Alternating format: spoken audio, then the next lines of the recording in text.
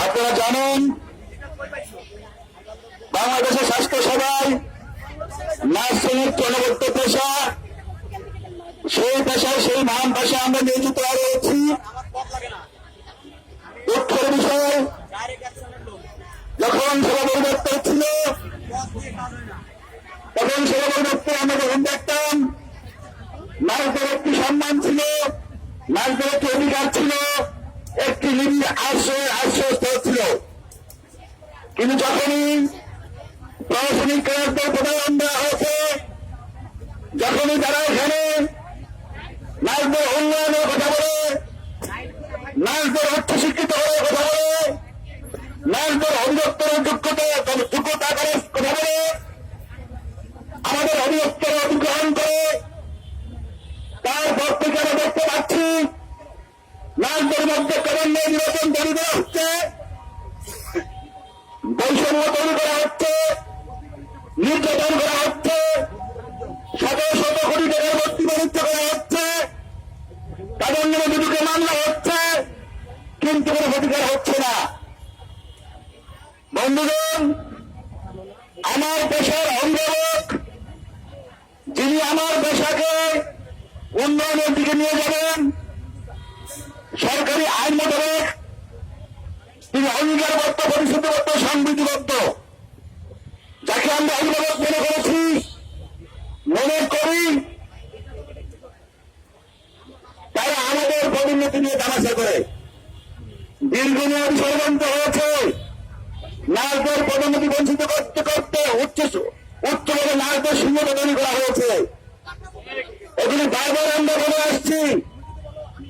বিগত সরকারের 25 আমলে আমরা কেউ যদি উঁচু করার কথা বলেছি, আমরা বদলি হয়েছি, নিজে পরিষ্কার হয়েছি। সর্বশেষ আমরা কি দেখলাম? যাকে আমরা ভরসা করি, যাকে আমরা আমাদের অভিভাবক মানতে বাধ্য হন, তিনি আমাদেরকে ছোট করে কথা বলেছেন, তিনি আমাদের পেশা নিয়ে কথা বলেছেন, আমাদের দ্বিতীয় শ্রেণী মর্যাদা নিয়ে কথা বলেছেন। ওনার দুষ্টতা আমরা চরম ক্ষুব্ধ হয়েছি, সারা দেশে নার্স সমাজ ক্ষুব্ধ হয়েছে। আমরা বলতে চাই, নার্স আজকে উচ্চশিক্ষিত হয়েছে, আমরা দ্বিতীয় শ্রেণী নয়, আমরা সকলে প্রথম শ্রেণীতে নিয়োগ চাই। জনাব নার্সিয়ানের আপনাকে ধন্যবাদ। আপনার বক্তব্য না যেতে আজকে জেগে উঠেছে, আজকে তারা নিজের অস্তিত্ব খুঁজে পেয়েছে, তাদের অস্তিত্বের সংকট তারা দেখতে পেয়েছে।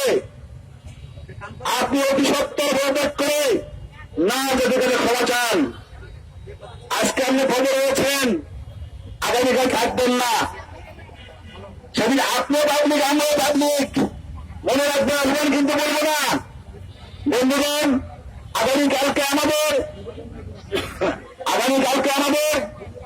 সেবা অধিদপ্তর এবং বাংলাদেশ নার্সিং কাউন্সিল অবস্থান কর্মসূচি রয়েছে।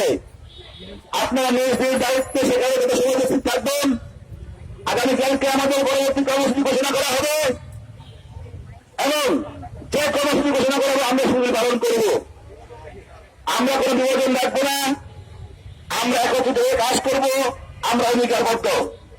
আজকে মানববন্ধনে এই বৃষ্টিস্নাত পরিবেশে যারা উপস্থিত হয়েছেন, কষ্ট করেছেন, এই পেশাকে ভালোবাসেন বলে করেছেন, এই পেশাকে হৃদয়ে হীন করে দেখে করেছেন।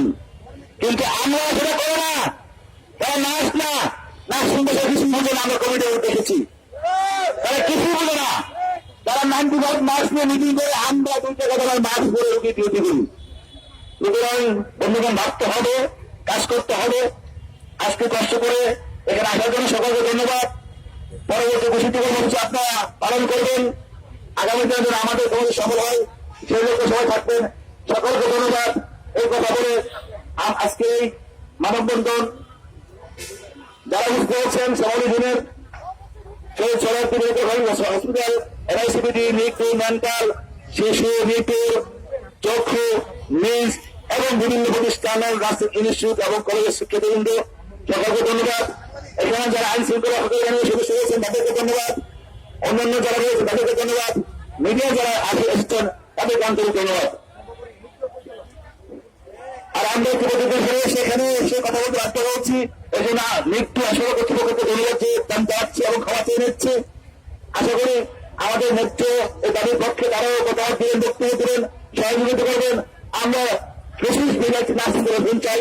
নার্সিং সেবার উন্নয়নে, রোগীর সেবার উন্নয়নে, স্বাস্থ্য সেবার উন্নয়নে আমাদের অংশীদার হবেন সে আশীর্বাদ ব্যক্ত করে আমি আমার আজকের বক্তব্য